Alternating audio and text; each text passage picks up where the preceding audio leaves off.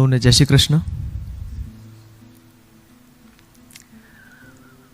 Thank you pro Nirman, ધવલભાઈ, શ્રેયાંશભાઈ, all the sponsors.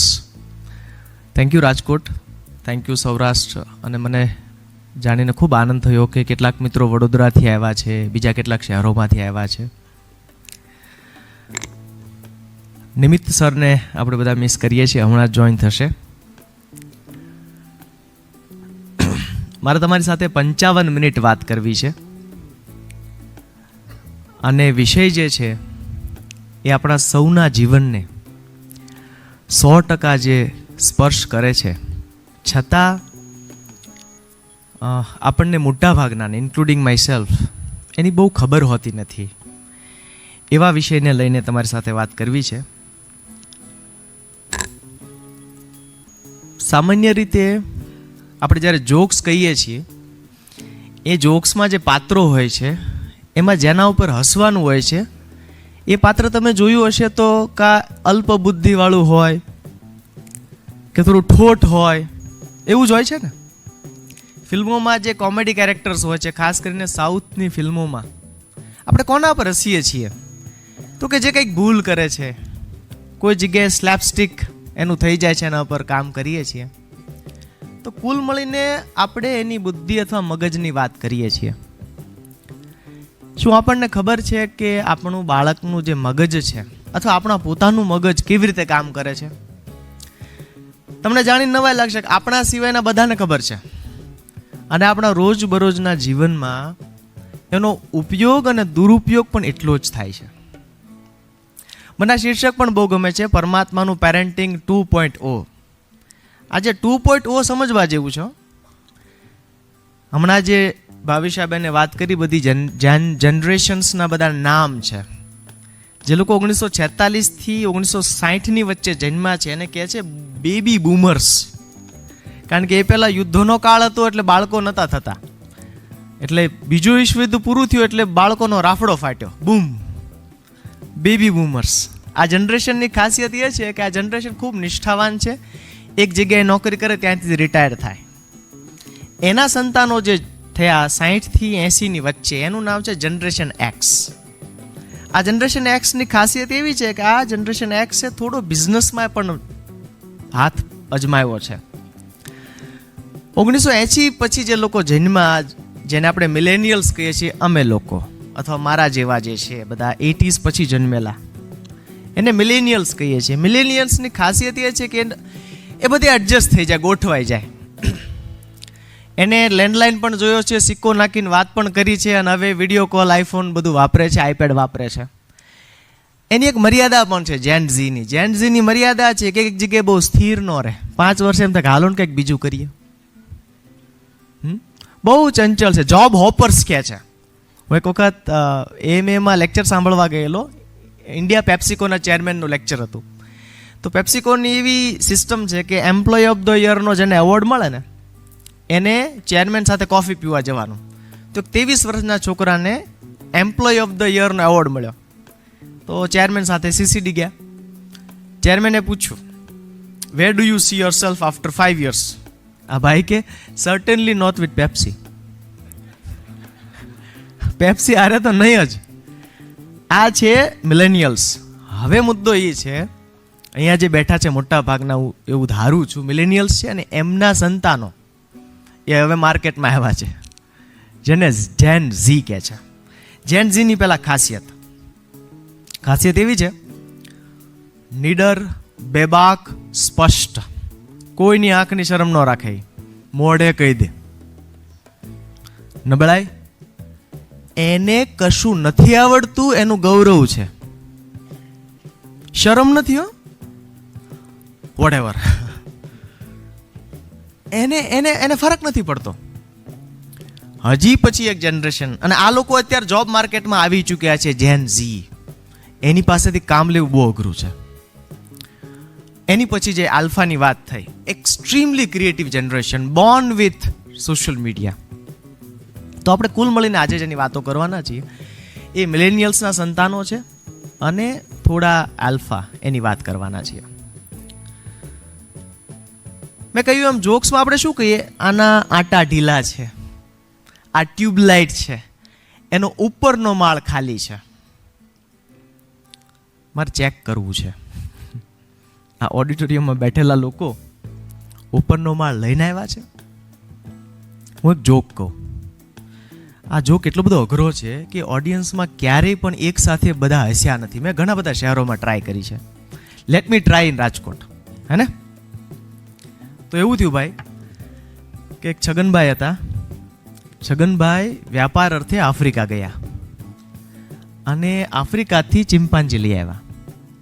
પછી ચિમ્પાન્જીને આઈફોન લઈ દીધો, વુડલેન્ડના શૂઝ, નાઇકી, બધું આ બધું એકદમ જે બ્રાન્ડેડ કહેવાય બધી જ વસ્તુ. એટલે એકદમ યો થઈ ગયો એ ચિમ્પાન્જી 4.0. હવે છગનભાઈને સવારમાં ચાલવાની ટેવ, એટલે છગનભાઈ ચિમ્પાન્જીને લઈને ચાલવા નીકળ્યા રેસકોર્સમાં. સામેથી મગનભાઈ આવ્યા. એટલે મગનભાઈ કીધું, અરે વાહ, નવો વાંદરો લીધો? ચિમ્પાન્જી કીધું, હા.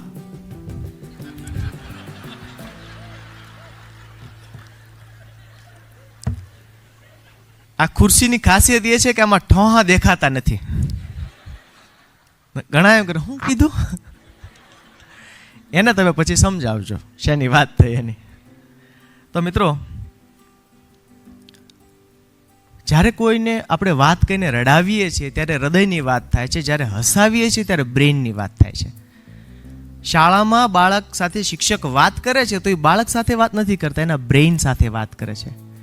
માનવ જાતના ઇતિહાસમાં આપણે બ્રેઇન વિશે જેટલું નહોતા જાણતા એટલું છેલ્લા 20 વર્ષમાં જાણવા લાગ્યા છીએ. એટલે 21મી સદીનું એક નામ છે એરા ઓફ ન્યુરો એનલાઇટનમેન્ટ. ન્યુરો એનલાઇટનમેન્ટ. કોઈ પણ પ્રોડક્ટ, કોઈ પણ સર્વિસ અત્યારે જે આપવામાં આવે છે બધી જ ન્યુરોલોજીકલી ગાઈડેડ છે. જેમ કે સવારમાં તમે ઉઠીને ટીવી શરૂ કરો એટલે શેમ્પૂની જાહેરાત આવશે, સાબુની આવશે, બપોરે ગરમ મસાલાની આવશે, રાત્રે ગુડ નાઇટ કોલની આવશે. કેમ? તમારે ત્યારે તેની જરૂર છે. એટલે વોટ્સઅપનો રંગ લીલો છે, સ્પોટીફાઈનો રંગ લીલો છે, ફેસબુક બ્લુ છે. આ દરેક રંગ, ફેન્ટા ઓરેન્જ છે, આ દરેક રંગ ન્યુરોલોજીકલી ગાઈડેડ છે. સમજવા માટે યુટ્યુબ પોતે એમ કહે છે કે તમે જેટલા વિડીયોઝ જુઓ છો ને એના 75% અમે રેકમેન્ડ કરીએ છીએ એ જુઓ છો. તમે એક વખત સર્ચ કરો એટલે યુટ્યુબ તમને એ જ વિડીયો બતાવે ને બીજા. તો યુટ્યુબ શું કરે છે કે હ્યુમન બ્રેઇનની કેપેસિટી, એની ટ્રેનિંગ જુએ છે. એમેઝોન તમારો આઈ ટ્રેકિંગ કરે, આને શું ગમે છે, દરેક વસ્તુને ગ્લેમરનું સ્વરૂપ આપવામાં આવે એટલે તમને ગમે. એથી આગળ તમે જુઓ, જો જેના કેટલાના ઘરે નાપતોલ એટલે જીટીપી છે, જીપીટીએલ કનેક્શન, હા, ઓકે. તમે જ્યારે શરૂ કરો એમાં જાહેરાત આવે છે, પેલા સેલ્સ પર્સન વેચતા હોય, એની તમે બોલવાની સ્પીડ જોજો, ખૂબ જ ઝડપથી હોય છે. પાછળ સાયરન વાગતું હોય, ઘડિયાળ ચાલતી હોય. એટલે હું તમને એક ડેમો આપું, પ્લીઝ ડરતા નહીં. देखिए हम आपके लिए लाए शानदार कंबल और इस कंबल में मिल रहे हैं आपको 6 बेहतरीन कलर और इतना एक कोजी है कि अगर आप विंटर में स्विट्जरलैंड जाओगे तो आपको लगेगा कि इंडिया का समर है. वच्चे फुल स्टॉप જ ના આવે. આ શું કરે છે? તમારા બ્રેઇનની જે ખરીદ શક્તિ છે એને ટ્રિગર કરે છે. એટલે આપણને એમ થાય કે જો આપણે આ ધાબળો ન લીધો તો અવતાર એળે છે. એટલે ઘરમાં 6 ધાબળા હોય તો 7મો ઓર્ડર કરી દઈએ, એમાં ઓફર ચાલતી હોય, ડિસ્કાઉન્ટ ચાલતું હોય. ન્યુરો એનલાઇટનમેન્ટ. MBAમાં આ કોર્સ ભણાવવામાં આવે છે જેને કહે છે ન્યુરો માર્કેટિંગ. ઓકે. એથી આગળ દરેક પોલિટિકલ કેમ્પેઇનમાં આનો ઉપયોગ કરવામાં આવે છે. દરેક વેબ સિરીઝમાં આનો ઉપયોગ કરવામાં આવે છે. આ વેબ સિરીઝ એટલી બધી સુપરહિટ જાય છે એનું કારણ છે 1000 લોકોને આવા ઓડિટોરિયમમાં બેસાડે, એને એક હેલ્મેટ પહેરાવે અને દરેક સીનમાં એવરેજ ઓડિયન્સને કંટાળો આવ્યો, મજા આવી, બગાસું ખાધું, આંસુ આવ્યું, હસવું આવ્યું, એ બધું રેકોર્ડ કરે. એ એવરેજના આધારે જે તે સીનને રિફાઇન કરે. એમ એ પેરાસિટામોલ થઈ જાય, સુપરહિટ થઈ જાય.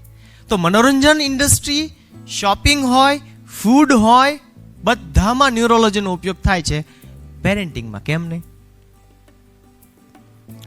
તો આપણે સોશિયલ મીડિયા બેસ્ટ.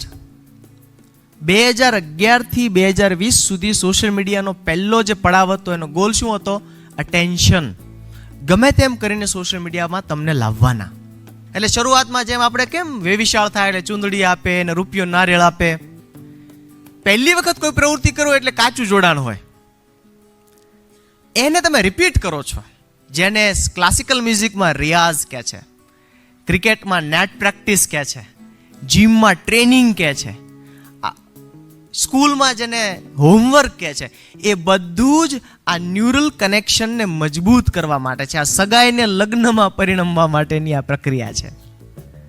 એટલે આજે છે ને, આજે 1400 ગ્રામનું જે બ્રેઇન છે એ આપણા જીવનના 100% નિર્ણય લે છે. ત્યાં સુધી કે તમને છોકરો ગમશે કે છોકરી ગમશે એ નિર્ણય પણ આપણો બહુ છે નહીં, એ નિર્ણય બ્રેઇન કરે છે. મારે તમને 2 એક્ઝામ્પલ આપવા છે, એક્સ્ટ્રીમ એક્ઝામ્પલ છે. વર્ષ છે 1966, શહેર છે ટેક્સાસ, અમેરિકાનું. આ શહેરમાં એક માણસ રહે, એનું નામ હતું ચાર્લ્સ વિટમેન. અચાનક આ માણસનું ફોટો ટાઈમ મેગેઝિનના કવર પેજ ઉપર આવ્યો. અને તમે બધા જાણો છો, ટાઈમ મેગેઝિનના કવર પેજ ઉપર કોઈનો ફોટો આવે એનો મતલબ એમ થયો કે એ વ્યક્તિએ કંઈક મોટું કર્યું છે. શું મોટું કર્યું? સવારે ઊભો થયો, ગન લીધી ને એની વાઈફને મારી નાખી, પછી એની માને મારી નાખી, પછી ત્યાંથી ગયો, કાર લીધી, યુનિવર્સિટી ઓફ ટેક્સાસની અગાશી ઉપર ગયો, AK-47 લીધી અને નીચે અંધાધૂંધ ફાયરિંગ કરી, 50-60 લોકોને મારી નાખ્યા એને. પોલીસ આવી, એને શૂટ કર્યો, માણસ મરી ગયો. હવે શરૂ થયું ઇન્વેસ્ટિગેશન. એને આવું કેમ કર્યું? એને આવું એટલા માટે કર્યું કે કંઈક તકલીફી અનુભવતો હતો માણસ. એટલે એના પડોશીઓને પૂછ્યું, સગાવાલાને પૂછ્યું કે આ માણસ કેવો હતો, ઝઘડા કરતા હતો? તો કે ના, એના ઘરમાંથી કોઈ દિવસ ઝઘડાનો અવાજ બિલકુલ નહીં. તો આવું કર્યું કેમ? એની ડાયરી મળી. ડાયરીમાં માણસ લખે છે, મને છેલ્લા કેટલાક દિવસથી સખત માથું દુખે છે, બહુ બીક લાગે છે, હિંસાના વિચારો આવે છે, કદાચ હું મરી જઈશ. જો હું મરી જાઉં તો મારી ઈચ્છા છે કે મારા બ્રેઇનની ઓટોપ્સી કરવામાં આવે, એને ખોલીને જોવામાં આવે કે શું એમાં તકલીફ તો નથી ને કાંઈ. એના માટે સજ્જન માણસે $3000 ચેક મૂકેલો ઓટોપ્સી માટે. એટલે સગાવાલે ઓટોપ્સી કરાવી. ઓટોપ્સીમાંથી એક એવી ઘટના ઘટી જેના કારણે એનું ફોટો આમાં આવ્યો. ઓટોપ્સીમાં શું આવ્યું? હવે હું આ જરા મગજ ખોલું છું. ડાબું જમણું જે છે ને આપણું, આપણા મગજમાં બરાબર આ જે જગ્યા દેખાય છે બ્લેક ડોટ, એમાં એક નાનકડું બટન આવે છે જેને કહેવાય છે એમેગડેલા. આ એમેગડેલા આપણા સૌની અંદર ભય, હિંસા, ગુસ્સાનું નિયંત્રણ કરે છે. આ એમેગડેલામાં એને ગાંઠ થયેલી. એટલે એ વ્યક્તિએ જે હિંસા આચરીને એની ઈચ્છા નહોતી, કોન્શિયસ ચોઇસ નહોતી, એનાથી આપોઆપ થઈ ગયેલું વર્તન હતું. હવે તમે વિચાર કરો, આનાથી એક નવી વિદ્યા શાખાનો જન્મ થયો જેને કહે છે ન્યુરોક્રિમિનોલોજી. આજે જેટલા રેપિસ્ટ હોય, સિરિયલ મર્ડરર્સ હોય, એ બધાના બ્રેઇન સ્કેન થાય છે. અને ઘણા બધા કેસમાં એવું જોવામાં આવે છે કે એને મગજમાં આવી ગાંઠ હોય છે, એનાથી વર્તન આવું થઈ જાય. ઘણી બધી વખત આપણે ખબર જ હોતી નથી કે બાળક જે વર્તન કરે છે એની કોન્શિયસ ચોઇસ નથી. કોઈ જગ્યાએ એના બ્રેઇનમાં ઓક્સિજન ઘટ્યો હશે. તમને જાણીને નવાઈ લાગશે કે આપણા શરીરના જે શ્વાસ લઈએ છીએ ને ઓક્સિજન જોઈએ છે ને, એમાંથી મગજ એકલું જ 23% ઓક્સિજન વાપરે છે. એટલે થાય શું? દાખલા તરીકે બધા જ આમાંથી જે બધા ઇન્સ્ટાગ્રામ રીલ્સ જોતા હશે, શોર્ટ્સ જોતા હશે, એમાં મુશ્કેલી શું થાય છે? 30 સેકન્ડની રીલ્સ હોય, એમાં ઓલો ભાઈ હમણાં આમામ કરે છે, હે ને, ઓરા ફાર્મિંગ વાળો. હજી ઓરા ફાર્મિંગ વાળો ચાલતો હોય રીલ્સ, આપણે એમ આના કરતાં હજુ આગળ કંઈક સારું હશે. ત્યાં પેલા કોલ્ડ પ્લેમાં હમણાં 2 જણા પકડાઈ ગયા, એનું આવે. હવે દરેક રીલમાં એક સ્ટ્રોંગ ઇમોશન છે. આ સ્ટ્રોંગ ઇમોશન છે ને, ઓલો 23% ઓક્સિજન ખેંચે. માની લો કે તમે અડધો કલાક 15 સેકન્ડ લેખે 120 રીલ્સ જુઓ છો, તો 120 વખત મગજમાં ઓક્સિજન માટેની લડાઈ શરૂ થાય. એટલે એ મગજ એક બહુ જ જરૂરી યોગ્યતા ગુમાવી બેસે, જેને કહેવાય છે એકાગ્રતા.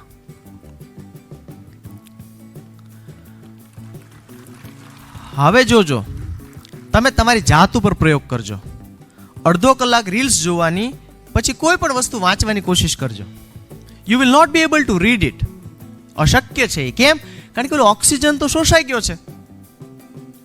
એટલે જે મેં કીધું ને, અટેન્શન ઇકોનોમી અને ઇન્ટિમસીની ઇકોનોમી એ જ ઈચ્છે છે કે તમારા બ્રેઇનની કેપેસિટી ઓછી થાય.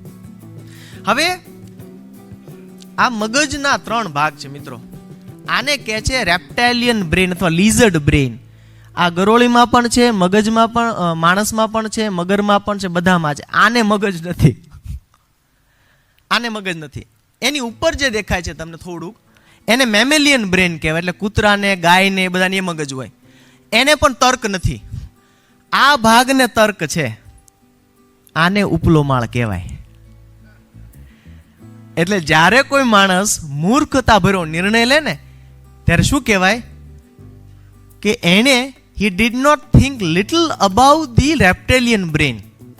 એને જો આ ગરોળીના મગજથી થોડું વધારે વિચાર્યું હોત ને, તો એ નિર્ણય બરાબર લેત. આ આપણા માટે અગત્યનું આ છે. હજી હમણાં આગળ વાત કરી શા માટે અગત્યનું છે. હવે ન્યુરો પેરેન્ટિંગ. આટલી પ્રાથમિક વાત પછી ન્યુરો પેરેન્ટિંગ ઉપર આપણે આવીએ. બાળક જ્યારે શીખે છે ત્યારે મગજના 4 હિસ્સાઓ એમાં બહુ જ સક્રિય હોય છે. 4 હિસ્સાઓ. પહેલો જે હિસ્સો છે એને આપણે કહીએ છીએ પ્રીફ્રન્ટલ કોર્ટેક્સ. આનું કામ આયોજન કરવાનું છે, વિચાર કરવાનું છે, નિર્ણય કરવાનું છે. અહીંયા વાગે ને કોઈ, અહીંયા એટલે તકલીફ થાય. એટલે આપણે હેડ ઇન્જરીથી બચવા માટે પ્રકૃતિએ શું વ્યવસ્થા કરી છે? કોઈ આપણે મારવા આવે ને એટલે તરત આપણે આમ થઈ જઈએ છીએ.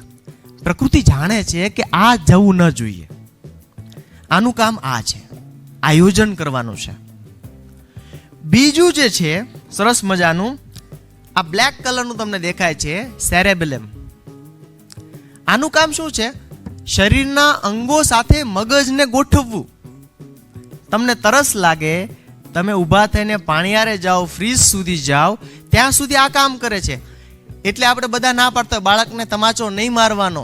અહીંયા વેસ્ટિબ્યુલર નામની એક સિસ્ટમ આવે છે, જેને આપણે છઠ્ઠી ઇન્દ્રિય કહીએ છીએ. આપણે ઊભા રહીએ છીએ, બેસી શકીએ છીએ, અથવા વૃદ્ધાવસ્થામાં લાકડી જોઈએ છે, કારણ કે ઘણાને વર્ટિગોનો પ્રોબ્લેમ હશે, એમને ખબર છે. આ સિસ્ટમ ડેમેજ ના થવી જોઈએ. એટલે હમણાં જે બેને પૂછ્યું ને કેટલા લોકોની ધુલાઈ થઈ છે, આપણને ખબર નથી હો. એક આખી પેઢી, જનરેશન એક્સ એવી પસાર થઈ ગઈ. એને સૂત્ર આપ્યું, સોટી વાગે સમસમ. સાહેબ વિદ્યા તો આવી નહીં, છોકરા મારના બીકે નિશાળની વંડી ઠેકીને ભાગી ગયા. કોઈ બીએડ કોલેજમાં ભણાવવામાં આવતું નથી કે વિદ્યાર્થી ડિસિપ્લિનમાં ન હોય તેને આવી રીતે મારવાનો, કાન ખેંચવાનો, તમાચો મારવાનો, અંગૂઠા પકડાવવાના. જો ખરેખર એ સાયન્ટિફિકલી પ્રૂવન હોત ને તો બીએડ કોલેજમાં ભણાવવામાં આવતું હોત. એ પ્રૂવન છે જ નહીં. માર મારવાથી એક જ વસ્તુ આવડે, શું કે માર મારવાથી કામ થાય. જેને બાળપણમાં માર ખાધો એ વસ્તુ શીખી જાય. હિંસાથી કોઈ પણ કામ કરી શકાય. તો મારે હવે જે વાત કરવી છે એ શું છે? ગ્રેડેડ મેનરમાં, પ્રેગ્નન્સીથી લઈને ટીનેજર સુધીમાં ન્યુરો પેરેન્ટિંગ તરીકે શું શું કરવું જોઈએ, શું શું ન કરવું જોઈએ. પહેલી વાત, 4 થી 7 માસ દરમિયાન મગજમાં ન્યુરોન્સ બનવાના શરૂ થાય. આ ન્યુરોન્સને સૌથી વધુ અટકાવે કોણ? તો કે મમ્મીનું કોઈ પણ પ્રકારનું વ્યસન. હું જ્યારે કોઈ પણ પ્રકારનું વ્યસન કહું છું ત્યારે મને ખબર છે કે આપણા સામાન્ય ગુજરાતી સમાજમાં બહેનો સિગરેટ પીતી નથી, દારૂ પીતી નથી. મને માન્યતા સાથે મરવામાં વાંધો નથી. તમે મારી માન્યતા તોડશો નહીં માતાજી. પણ એક વ્યસન જેને આપણે સોશિયલ મીડિયાનું વ્યસન કહીએ છીએ એ પણ આમાં આવે છે. વ્યસન, જો દરેક વ્યસનનો સંબંધ બ્રેઇન સાથે છે. ચાનો, જેને માથું દુખે છે, યુ આર એડિક્ટેડ એટલે માથું દુખે છે. દારૂ બ્રેઇન સાથે, ડ્રગ્સ બ્રેઇન સાથે. ઓવરડોઝ થઈ જાય તો માણસ ભાન ભૂલી જાય છે ને. સોશિયલ મીડિયા, આ બધું જ જેની સાથે સંકળાયેલું છે એ ડોપામીન. તમે જાણો છો, એક પુસ્તક છે, બધા વાલીઓ વાંચવા જેવું છે. ઘરમાં એનો પાઠ કરવાનો. પુસ્તક ગુજરાતીમાં છે, ઇંગ્લિશમાં પણ સરસ ગુજરાતી થયું છે. પુસ્તકનું નામ છે ડોપામીન ડિટોક્સ. કેવી રીતે ડોપામિન ડિટોક્સ કરવું. જે મમ્મી પ્રેગ્નન્સી દરમિયાન રીલ સ્ક્રોલ કરે છે એના બાળકના ન્યુરોન્સ ડેમેજ થાય છે.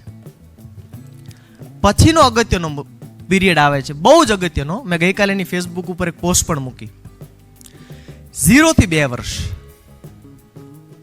0 થી 2 વર્ષ દરમિયાન મગજમાં પ્રતિ સેકન્ડ લાખોની સંખ્યામાં ન્યુરોન્સ બને છે, લાખોની સંખ્યામાં. આ સમયે જો ઘરના વાતાવરણમાં આપણે હસબન્ડ વાઈફમાં, દેરાણી જેઠાણીમાં, સાસુ વહુમાં, સસરામાં જ્યાં કંઈ પણ ઝઘડાનો સ્ટ્રેસનો માહોલ હશે, એ બાળક જો એ અભિમન્યુ છે, એ સૂતું હશે તો એ સાંભળે છે, ફીલ કરે છે. એ બાળક ના મગજમાં પેલો જે ઓક્સિજન છે એ ઓક્સિજન બધો ખર્ચાશે શામાં? જે સ્ટ્રેસ હોર્મોન ઊભો થાય છે એની સામે લડવામાં. એટલે એ હોર્મોન એને નવા ન્યુરોન્સ પેદા કરવામાં મદદ નહીં કરે. સાદી ભાષામાં એમ કહીએ કે 2 GB ઇન્ટરનેટ હતું, આખું 2 GB ઇન્ટરનેટ મારું તનડા મેચિંગ કરવા છે, મનડા મેચિંગ કરવામાં વપરાઈ ગયું, હવે એજ્યુકેશન માટે વધ્યું જ નહીં. એની જેમ આ જે સમય છે એ પ્રીમિયમ છે, પ્રીમિયમ. આમાં 2-3 ભૂલો થાય છે. પહેલી ભૂલ, એ ભૂલનું નામ છે ડાયપર. આપણે કોઈ કહેતું જ નથી. કેમ ડાયપર? ડાયપરનો જન્મ થયો છે મુસાફરી દરમિયાન આપણે કમ્ફર્ટેબલી બાળકને સાથે રાખી શકીએ. જ્યારે 24 કલાક ખાસ કરીને રાત્રે બાળક ડાયપર પહેરીને સૂવે છે તો મમ્મીને તો સારી ઊંઘ આવે છે. એ મૂળ તો મમ્મી માટે છે, બેચારીને જોબ કરવાની છે, આખા દિવસ ઘરનું કામ કરવાનું છે. બટ એક અગત્યની વસ્તુ એમાં થાય છે, એને કહેવાય છે કમ્યુનિકેશન એલિમિનેશન. હવે બાળક જાગે છે ત્યારે મમ્મી થોડી વાત કરે, અલો મારો દીકો જાગી ગયો, બહુ પીવું છે. આ છે ને, it is a gold mine. આ સંવાદ જે છે એ બાળકને સેફટીનો અહેસાસ કરાવે છે, હૂંફનો અહેસાસ કરાવે છે. હવે મુદ્દો શું આવ્યો? આપણે બધા છીએ મિલેનિયલ્સ, ટેકનોલોજી ખૂબ આવી, તો એક સ્નૂ નામનું AI પાવર્ડ ઘોડિયું આવ્યું છે. એનું નામ છે સ્નૂ. સ્નૂમાં ફાયદો શું છે? હિંચકાવાની જરૂર નહીં. હવે હિંચકાવાની જરૂર નહીં એટલે હાલરડા જાય. હાલરડા જાય એટલે મમ્મીના અવાજથી બાળક દૂર ગયું. એટલે આ બાળક આગળ જતા બીકણ થશે, ડરપોક થશે. બીજું આવ્યું છે, તમે બધા રીલ્સ પર જોયું છે, સ્માર્ટ પેટર.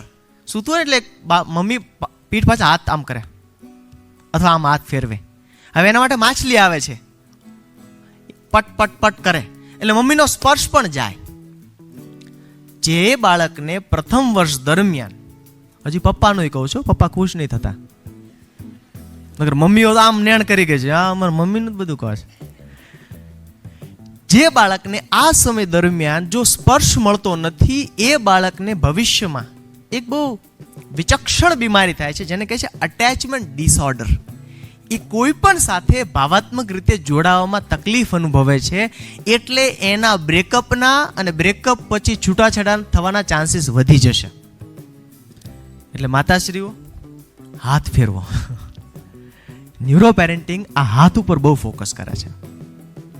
પપ્પાની વાત, પપ્પાનો સ્પર્શ ક્યાં જરૂરી છે? આપણે એમેગડેલા જોયું ને, એમેગડેલા, આ એમેગડેલા થોડું થોડું જંકૃત થવું જોઈએ. તમે જોજો, કોઈ સ્ત્રી બાળકને રમાડે અને પુરુષ બાળકને રમાડે, એમાં ફરક શું હોય છે? સ્ત્રી આમ હળવેકથી તેડશે, એને આમ હાથ ફેરવશે. પુરુષો એવું, એ તો ઉછાળે આમ. ઘણા મેં જોયા છે એક હાથ ઉપર આમ રાખે, આમ ડગ ડગ ડગ ડગ ડગ ડગ ડગ ડગ. ઓલો બાળક માનતા માની લેવો, જો આમાંથી પડીશ નહીં ને તો હાલીને ચોટીલા જઈશ. પણ એ જરૂરી છે. કેમ જરૂરી છે? કારણ કે ઓલું સર્વાઈવલ માટેનું ઊભું થાય ને, એ બાળકનું ભાવ નિયમન સરસ થાય. જો પુરુષોને બહુ ટેવ હોય, આવે એટલે બાળક ગદલી પછી કરશે, આમ કરશે, બાળક ખખડી પડશે. આ પણ જરૂરી છે. એટલે પપ્પા, મેં વચ્ચે એક આર્ટિકલ લખેલો, પપ્પાના પ્રકારો, 10 પ્રકારના પપ્પા બતાવેલા. એક પપ્પા એવા હોય કે જે વીકેન્ડ પપ્પા હોય, એ વીકેન્ડમાં જ દેખાય. એક એનાથી ખતરનાક પપ્પા છે, વિઝિટિંગ પપ્પા છે. એ બીજા શહેરમાં જોબ કરતા હોય, 15 દિવસે એક વખત આટો મારે. એટલે સૌમ્ય જોશીનું એક નાટક છે, એમાં એ પાત્ર ફરિયાદ કરે છે મુંબઈનું, કે હું મારા બાળકને આમ મોટું થતા જોઉં છું, આમ નહીં. એવું ન કરવું હો, કારણ કે પછી પણ આપણને એ આમ જ મોટા થતા જોશે વૃદ્ધાશ્રમમાં. તો મમ્મીનો સ્પર્શ, મમ્મીનો અવાજ જરૂરી છે. એક એપ્લિકેશન આવી છે જેનું નામ છે ચેટર બેબી. પહેલાં કેવું હતું, સંયુક્ત પરિવાર હતા ને તો બાળક જે રીતે રડે ને એટલે સાસુ કે આને આમ થયું હશે, આને સોમવાર 34 પાઈ દો. પણ હવે અર્બન મોમ્સને ખબર નથી, તો એના માટે એઆઈ આવી છે ચેટર બેબી લઈને. તો તમારે ઘોડિયા પાસે મૂકવાની, બાળક રડશે. આખી દુનિયાના બાળકો 5 જ વસ્તુ માટે રડે છે, તો કઈ વસ્તુ જોઈએ છે એ એપ મમ્મીને કહી દે. કેટલું સારું. ઘોડિયા ઉપર એક કેમેરા હોય, આખી રાત બાળકનું સ્લીપનું મોનિટર કરે, કેટલા પડખા ફર્યું, કેટલા શ્વાસોશ્વાસ થયા, ક્વોલિટી ઓફ સ્લીપ કેટલી હતી, રેટિંગ આપે. બધી ટેકનોલોજી સગવડતા માટે છે. યાદ એ રાખવાનું છે કે માણસનું, મનુષ્યનું જે શરીર છે ને એ કુદરતે બનાવેલું છે, એની કેટલીક કુદરતી જરૂરિયાતો આપણે એમ જ પૂરી કરવી પડશે. પ્રથમ 2 વર્ષ ખૂબ જ અગત્યના છે. બીજી એક અગત્યની ઘટના આ સમયે થાય છે, તમે જોજો. 6 મહિનાનું બાળક આમ સૂતું હોય ને, હાથ પગ જોરથી હલાવે, ખૂબ જોરથી હલાવે. તમે ટ્રાય કરજો ને બાજુમાં ગોદડી પાથરીને, તમે પહેલા થાકી જશો, એ બાળક થાકશે નહીં. એ શું કરે છે? તમામ સસ્તનધારી જીવોમાં આ વસ્તુ છે કોમન. શું છે? હાથ પગ હલે ને તો બુદ્ધિ વધે. જે બ્રોનોસ્કી નામના એક બાયોલોજિસ્ટે 11 વોલ્યુમ લખ્યા છે એક જ પ્રશ્નના જવાબ માટે. પ્રશ્ન શું છે? માણસના મગજ નામના વાસણમાં બુદ્ધિ ક્યારે આવી? 11 વોલ્યુમો. જવાબ શું મળે છે? તમને બધાને કદાચ યાદ નહીં હોય, હું યાદ અપાવું. આપણે બધા પહેલા વાંદરા હતા. કોઈ કહે છે કેટલાક હજી છે. હવે એમાં બધા વાંદરા 4 પગે ચાલતા હતા, એપ્સ. એમાંથી પહેલો વાંદરો જ્યારે 2 પગે ઊભો થયો, એટલે એના આગળના જે હાથ પગ હતા ને સરપ્લસ તેને હાથ બન્યા. આ હાથે કામ કરવાનું શરૂ કર્યું, કોકની હળી કરવાનું શરૂ કર્યું, ડાળી પકડવાનું શરૂ કર્યું, તોડવાનું શરૂ કર્યું. જેવા આ હાથનું કામ શરૂ થયું ને એવી બુદ્ધિ વિકસી. એટલે શું કરવાનું? આ સમય દરમિયાન બાળકોને મેક્સિમમ પકડી શકે ને એવા ટોયઝ આપવાના, જેમાં સ્મૂધનેસ હોય, રફ સરફેસ હોય, થોડું કઠણ હોય, વજનદાર હોય, એ આપવાના. એના મેક્સિમમ, જેને ઇંગ્લિશ મીડિયમ વાળા મોટર સ્કિલ્સ કહે છે, એવું થવું જોઈએ. No screen, please, no screen. કોઈ પણ પ્રકારની સ્ક્રીન નહીં. 3 વર્ષ સુધી ઘરમાં ટીવી હોય તો એને કોઈને ગિફ્ટ કરી દો, ભાડે આપી દો. કેમ ખબર છે? આ સમય દરમિયાન આંખનું કોર્ડિનેશન થતું હોય છે. 19 વિભાગ કામ કરે ત્યારે આપણે જોઈ શકીએ છીએ. એમાં ટીવી 2D છે, 2D. અને આપણે જોવા માટે ત્રીજું ડાયમેન્શન જોઈએ, જેને ડેપ્થ કહે છે. ડેપ્થ ના હોય તો આપણે જોઈ ના શકીએ. હવે જેને સતત 2D ની ટેવ પડી જાય એ બાળકને આગળ જતા, વિનોના યુનિવર્સિટીનું 20 વર્ષનું રિસર્ચ છે, જે બાળકો સ્ક્રીન સાથે ઉછરે છે એમને આગળ જતા રિટેન્શનમાં પ્રોબ્લેમ થાય છે, જોયેલું યાદ રાખવામાં બહુ તકલીફ થાય છે. તો જેમના બાળકો આ ઉંમરના છે એમને ખાસ વિનંતી છે, ડી સ્ક્રીનિંગ હોમ કરો. ટીવી નહીં, કોઈ પણ પ્રકારનું સ્ક્રીન નહીં. બેઝડ ઓન રિસર્ચ હું કહું છું. અચ્છા, મને વચ્ચે યાદ આવ્યું, કેટલીક મગજ વિશેની આપણને સૌને કેટલીક ખોટી માન્યતાઓ છે. મારે 5 મિથ તોડવી છે મગજ વિશેની. પહેલી મિથ, ખોટી વાત, આપણે માત્ર મગજનો 10% ઉપયોગ કરીએ છીએ. ખોટી વાત. જો આવું હોત ને તો આપણે પહોંચી જ ન શક્યા હોત. સાયન્ટિફિક અમેરિકન નામના જર્નલમાં આના વિશે ડિટેલ આર્ટિકલ છે કે એવું છે નહીં. કોઈ પણ સમયે તમે અને હું 100% મગજ જ વાપરતા હોઈએ છીએ. મિથ નંબર 2, એક સાથે ઘણા બધા કામ કરીએ તો બુદ્ધિ વિકસે. આ મિથ છે, એનાથી ઊંધું છે. આપણા મગજનું ડિઝાઇન જે છે, મગજની ડિઝાઇન એ ભગવાને એક સમયે એક જ કામ કરવા માટે બનાવી છે.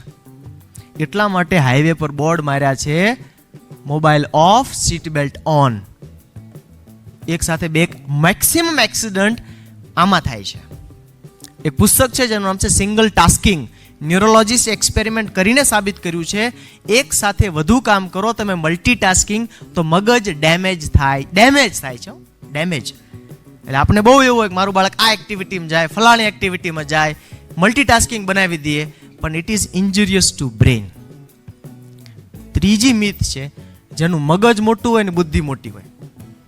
તો આ અહીંયા અત્યારે હાથીનો સેમિનાર આપતો હોત, હે, અને ઓડિયન્સમાં વેલ માછલીઓ ન બેઠી હોત.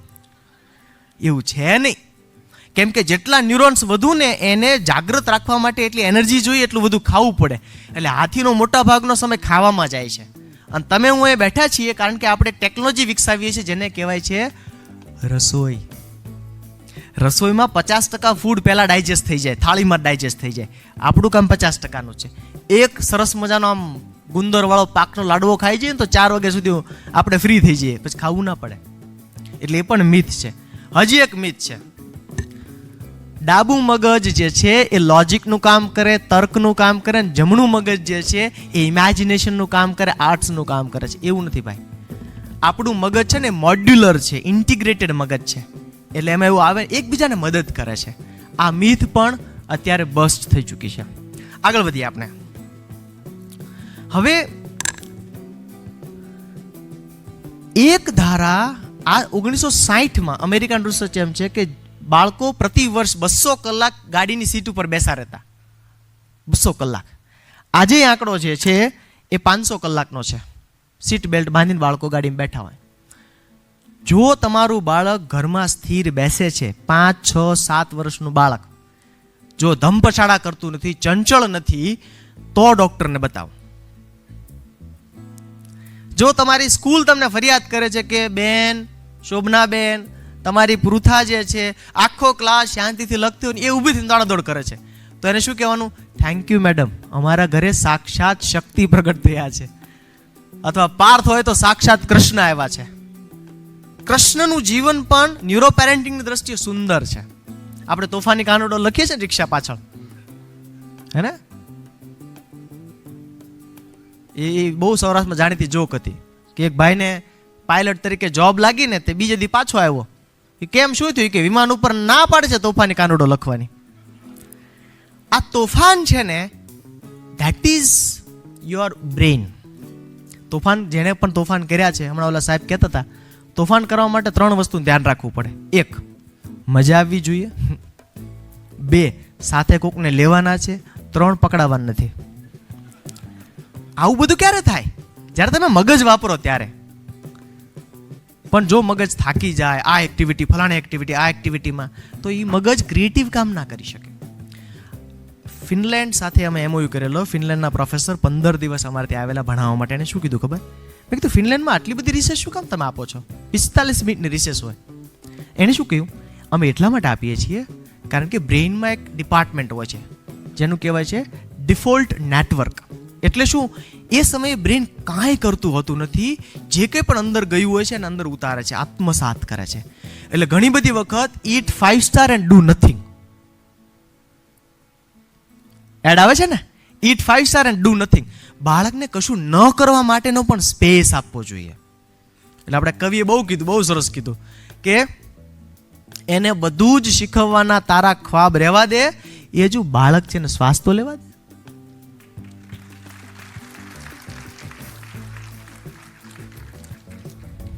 થોડા આગળ વધીએ.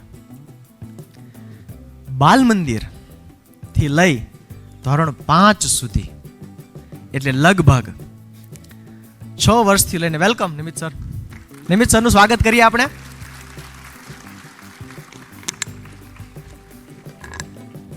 આ જે સમય છે, આમ તો પ્રતિ વર્ષ આ ઉંમરના બાળકો લગભગ 5000 શબ્દોની એવરેજ શીખતા હોય છે. જેમ જેમ મોટા થાય ને એમ આપણી વોકેબ્યુલરી સ્થિર થતી થાય. પછી અમુક ઉંમર પછી આપણે બધાનો કોમન પ્રશ્ન છે કે બાળકો કઈ પૂછતા નથી. કેમ? કારણ કે ખબર પડી ગઈ છે આને શું કહેવાય, એટલે પૂછતા બંધ થઈ જાય. જેની ભાષા સમૃદ્ધ ને એના વિચારોનું વૈવિધ્ય એટલું જ સરસ. એટલે સરકારી પ્રાથમિક શાળામાં બાય ચાન્સ તમારું બાળક ભણતું હોય, એમાં માત્ર 2 જ વિષય છે, ગણિત અને ભાષા. કેમ? આપણું મગજ આ 2 જ સમજે છે. બાકી બધાનું ટ્રાન્સલેશન એને એમાં જ કરવું પડે, કાં તો નંબર્સમાં કાં તો શબ્દમાં. તમે કોઈ દિવસ એવા માણસને મળ્યા છો કે જે પ્રખર વિદ્વાન હોય ને ભાષા નબળી હોય? It is impossible. તમારી પ્રજ્ઞાને ભાષા સાથે સંબંધ છે. તો તમારા ઘરમાં જોડકણા, અચ્છા હું પૂછું, બાળકો ગીત ગાતા, ફિલ્મના ગીત ગાતા છે, બાલ ગીતો ગાતા છે, કેટલાને એવા બાળકો છે વચ્ચે પોતાના શબ્દો ઘુસાડે છે? હાથ ઊંચો કરો. 2-3 ગીત મિક્સ કરી દે. થેન્ક યુ, કોંગ્રેચ્યુલેશન, સ્વયં કૃષ્ણ આવ્યા છે. એ શું કરે છે? એ ભાષા સાથે પ્રયોગ કરે છે, પનારો પાડે છે. શું થાય છે? એવા સમયે નો કરેક્શન, ઓનલી કનેક્શન. નો કરેક્શન, ભૂલ કરશે. મારો દીકરો, આમાં લખ્યું છે પિતા, મારો દીકરો 8 વર્ષનો છે, બીજા ધોરણમાં સરકારી પ્રાથમિક શાળામાં ભણે છે. તેને ફરવા હું લઈ જાઉં, બાજુમાં મંદિર છે, મને શું કે, પપ્પા થોડી જલ્દી કરો ને, હમણાં આકાશ બંધ થઈ જશે. ત્યારે મારે એમ કહેવાનું કે બેટા આકાશ બંધ ન કહેવાય, સનસેટ કહેવાય. ના ના, એ એક્સપેરિમેન્ટ કરી રહ્યો છે, એટલે હું તને એપ્રિશિએટ કરું. મેં તો બંધ થઈ જાય, આપણે ખોલી નાખશું, આપણી પાસે ચાવી છે. તો મને કે એવી ચાવી ન હાલે. આ ડાયલોગ બહુ જરૂરી છે, સંવાદ બહુ જરૂરી છે. એટલે આ ઉંમરના બચ્ચાઓ સાથે નાની નાની વાચન ક્રિયાઓ કરવાની. પણ વાચનમાં ભારતમાં એક મુશ્કેલી એ છે, આપણે ત્યાં દરેક બીજો વ્યક્તિ ડોક્ટર છે, દરેક ત્રીજો વ્યક્તિ શિક્ષક છે, અને દરેક ચોથો વ્યક્તિ કથાકાર છે. કાંઈ પણ વાર્તા આવશે ને એટલે તરત એમ કે છે, ચલો બચ્ચા, what is the moral of the story? એટલે ભાઈ નથી, હજી એનું રેશનલ ફેકલ્ટી મગજમાં બનવાની વાર છે, હજી લોજિકલી વિચારી શકતું નથી. એને એવી વાર્તાઓ વંચાવવાની, સંભળાવવાની જેમાં મોરલ ના હોય, માત્ર ઇમેજિનેશન હોય. હું એક સેમ્પલ લાવ્યો છું. ભાઈ પેલી બુક આપો તો.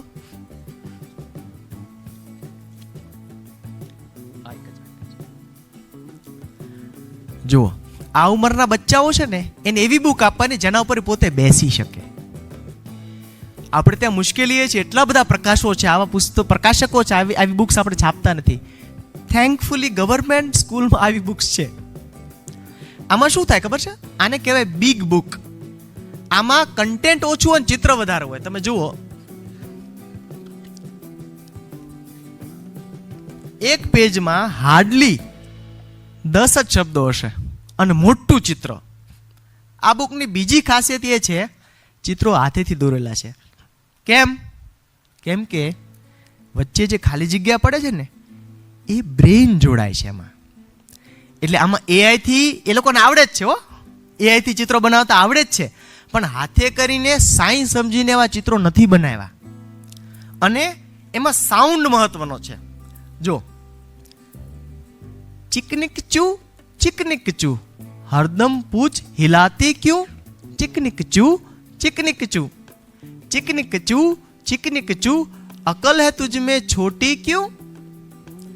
આ જે રિધમ છે ને, આ રિધમ એ બ્રેન સમજે છે. એટલે આવી બુક્સ બાળકોને આપવાની, મોરલ ઓફ ધ સ્ટોરી નહીં. અને સાચું કહેજો, તમે મોરલ ઓફ ધ સ્ટોરી વાંચી છે, હું ફેર પડ્યો? મોરલ્સ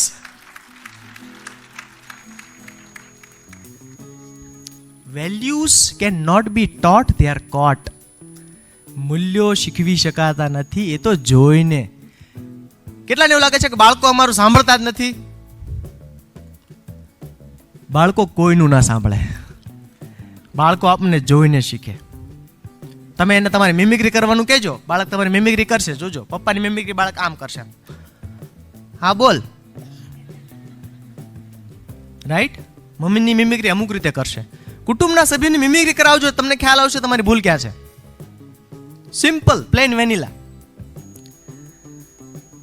એથી આગળ શાળાની તૈયારી. શાળાની તૈયારી કેમ કરવી? It's a most beautiful experience. શાળામાં જવું, ઘણા ઘરોમાં મેં જોયું છે શાળાને ધમકી તરીકે વાપરવામાં આવે. આને તો છે ને નિશાળ ખુલે તો સારું. હવે આ બાળક તમને લાગે છે નિશાળ જઈને નિશાળના પ્રેમમાં પડે? એને એમ જ લાગે કે આ કોઈ સજાનું કોઈ પનિશમેન્ટ પોસ્ટ છે. ના. એથી આગળ મોટા બાળકોને શું કે ખબર? આને હોસ્ટેલમાં મૂકી દેવો છે. મેં પોતે એક સ્કૂલ ચલાવી છે 1 વર્ષ, હોસ્ટેલ વાળી. બધા બાળકો આવા હતા. આને તો હોસ્ટેલમાં મૂકવા વાળા બધા તોફાની ભેગા થયા. હવે શું થાય સ્કૂલનું? વિચારજો. છાત્રાલય બહુ સુંદર વ્યવસ્થા છે, ઋષિ પરંપરાની વ્યવસ્થા છે, પણ પનિશમેન્ટ પોસ્ટ નથી. શાળાની તૈયારી પહેલાં ઘરમાં આ બધા ગીતો ગવાય, રમતો રમાય અને એક અનગાઈડેડ પ્લે શરૂ થાય. અનગાઈડેડ પ્લે, નિયમવાળા રમતની જરૂર નથી. અને બાળક નિયમ બદલે તો બદલવા દેવાના. એ ક્રિએટિવ માણસ છે, એ ક્રિએટિવ વિચારે છે. કેરમ રમવા તમે કહો ભાઈ આમને એને થોડું ક્રિએટિવ કરવા દો. શું કરે જુઓ તો ખરા, અને એની વાત કહેવા દો. મોટા ભાગનામાં બાળક કંઈ પણ કહેવાનું શરૂ કરે ને એટલે તરત આપણો ઉપદેશક પેલો આવી જાય બહાર. હું કાયમ એક્ઝામ્પલ આપતો હોઉં છું કે મારો દીકરો જ્યારે બાલ મંદિરમાં ગયો ને તો એના મેડમે કીધું કે ચલો કોને ગીત આવડે છે? આ હાથ ઊંચો કર્યો, મને ગીત આવડે છે, તો ગીત ગા. તેને શરૂ કર્યું કેસરિયા તેરા ઇશ્ક હે પિયા. મેડમ એ ચૂપ ચૂપ બંધ થા, આવા ગીત ગાવાના? તો ઘરે આવ્યો, મને કે આજે આવું થયું એમ. મેં એને કયું ગીત ગાવાનું કીધું? તો કે એક બિલાડી જાડી. પછી બેનને મળવા ગયો, મસ્તી વાતો કરી. મેં બેન કંઈ વાંધો નહીં, આપણે કેસરિયા તેરા એમાં તમને એમ લાગે છે કે મારો દીકરો કોઈને લઈને ભાગી જશે? તો કે ના ના. મેં કીધું મારો પ્રશ્ન એથી વિશેષ એ છે કે ઓલી બિલાડી પાતળી કેમ નથી થતી? સાયકોલોજીકલી મને ડર એ છે કે મારો દીકરો આગળ જઈને એની પત્નીને જાડી કહેશે, બોડી શેમિંગ શીખે છે મારો દીકરો. તો હું ઈચ્છતો નથી એવું થાય. એટલે કાં તો બિલાડીને પાતળી કરો અને કાં કેસરિયા તેરા ગાવા દો. આવા છોકરાઓ, થેન્ક યુ. આવા છોકરાઓ ઘેર આવે ને, મમ્મીઓનો રિક્વેસ્ટ છે, ભદ્રાયુભાઈ પાસે મેં સાંભળ્યું છે કે મમ્મી ગેસ ઉપર રોટલી કરતી હોય ને, રોટલી ફૂલ અડધી હોય ને ભલે બળી જાય, પહેલું જ કામ કરો છે એમને હક કરવાનું, ઉઘરાણી કરવાની નથી. લેસન શું લાવ્યું? લાવ લેસન. હોમવર્ક ભૂખી મમ્મીઓ પ્લીઝ. અમારા કુટુંબમાં એક બાળક છે, એની મમ્મીથી કેટલું ત્રાસી ગયું ખબર છે? એ હોમવર્ક વાનમાં કરીને આવે છે. તો ઇટ ઇઝ બેડ. સમજવું જોઈએ. કેમ કરે? મમ્મી ટોક ટોક કરે, આમ ની નામ છે. એટલે હું તો એમ કહું છું કે એક ફીમાં 3 લોકો ભણે છે. હોમવર્ક બાળક કરે છે, મમ્મી આરવાર કરે છે, ને પપ્પા સ્ટેશનરીમાંથી સ્ટાર્ટ પેપર ને થર્મોકોલ શીટ ને બધું વેવતા હોય. ના પ્લીઝ ટોક ટુ ધેમ. તો આ છોકરો આવ્યો, મને કે પપ્પા આજે હું આમ અણી કાઢતો હતો ને હંચામાં તો ટક દઈને બટકી ગઈ. હવે આના 2-3 જવાબ હોઈ શકે. એક, એમાં શું બેટા ફરી કાઢી લેવાની. આ થયો ઉપદેશ, ઇન્સ્ટ્રક્શન. મેં શું કીધું ખબર? પછી મેલો પાર્થ છે ને પપ્પા, પાર્થ એની પાછળ મસ્ત સંચો હતો, મેં એનાથી અણી કાઢીને તો મસ્ત નીકળી ગઈ. મેં તો અરે વાહ. પછી આનામાં શું કે ખબર? પપ્પા મને એવો હંચો લઈ દો ને. મિત્રો આમાં જે સટલ પાર્ટ છે શું છે ખબર છે? આ ઉંમરના બાળકોનો આપણે જો એ ટક ન સાંભળીએ ને તો ટીનેજર થશે ને તો બહુ ટક કરશે. ટીનેજર બાળકોના પ્રશ્નો છે એ પહેલા આ 5-1 વર્ષના જ પ્રશ્નો છે. તમે કહો હોર્મોન્સ ને પેલું થાય છે, એ નથી. ટીનેજ દરમિયાન પણ બ્રેઇનનો આકાર બદલાય છે, ફિઝિકલ આકાર બદલાય છે, ખાલી હોર્મોન્સ નથી. મારે તમને 4 હોર્મોન્સની પણ વાત કરવી છે, સમજવા. પહેલો હોર્મોન્સ બધા જાણો છો, ડોપામિન છે. ફીલ ગુડ હોર્મોન છે. મજા આવે, કોંટો ચડે, ચા પીએ એટલે મજા આવે, લાઇક્સ વધારે મળે તો મજા પડે, લાઇક્સ વધારે ન મળે તો નવો ડ્રેસ ખરીદવો પડે, બુલેટ લેવું પડે, ક્યાંક બહાર જવું પડે લાઇક્સ વધારવા માટે. એ ડોપામિન છે. નેચરલી ડોપામિન કેમ વધે ખબર છે? જ્યારે બાળકને કોઈ પણ વસ્તુ સરપ્રાઇઝિંગ કરીએ ને તેનામાં ડોપામિન શૂટ થાય. એટલે વાર્તાઓ જરૂરી છે. વાર્તાઓ સરપ્રાઇઝનો એલિમેન્ટ લાવે છે. વાર્તાઓ કહેવાની છે એને. અને વાર્તા એટલે એક રાજા હતો, એક રાણી હતું, એટલું જ નહીં. રોજબરોજની ઘટના પણ વાર્તા હોઈ શકે. મેં જે તમને કહી એમ વાર્તાઓ, એલિમેન્ટ ઓફ સરપ્રાઇઝ જે છે ડોપામિન માટે બહુ જરૂરી છે. બીજો હોર્મોન છે જેને કહે છે ઓક્સિટોસિન, લવ હોર્મોન. કોણ જાણે દિલ આવું કોણે ચિતર્યું છે? કેટલાના ઘર ભાંગી ગયા આમાં. ઓલા કોડ પ્લે વાળો આમાં જ ગયો કે નહીં? ખરેખર प्यार कभी दिल से नहीं होता है, प्यार ऑक्सीटोसिन से होता है. હગ શું કામ કરવાનું? મમ્મીનો સ્પર્શ શું કામ કરે? મમ્મી બાળકને હગ કરે છે ત્યારે બંનેના શરીરમાં ઓક્સિટોસિન રિલીઝ થાય છે. બંનેના શરીરમાં. એ બાળકની ઓવરઓલ હેલ્થ માટે પણ સરસ છે. મેમલ્સ બધા એવા છે. જો સરીસૃપ જીવો હોય ઈંડા મૂકે, મેમલ્સ હોય બચ્ચાને જન્મ આપે. હવે મેમલ્સની એક ખાસિયત શું છે? એ એકબીજા પાસેથી શીખે છે. એકબીજાની સામે જોવું જરૂરી છે. હવે ક્લાસમાં તો આપણે આમ બેસાડીએ લાઈનમાં, પણ ઘરે આવે ત્યારે બાળક તો ત્યાંય વિદ્યાર્થી ને ઘરે વિદ્યાર્થી. એની સામે જોવાનું, આંખોમાં આંખો નાખીને જોવાનું છે. તો ઓક્સિટોસિન કેવી રીતે થાય? જ્યારે બાળક આપણા પર વિશ્વાસ મૂકી શકે. અવિશ્વાસથી બોર્ડના વિદ્યાર્થીઓ આત્મહત્યા કરે છે. It is not the stress of marks, it is the stress of distrust. આપણે ઘરમાં એવું વાતાવરણ બનાવ્યું કે આપણે કહી ન શકે.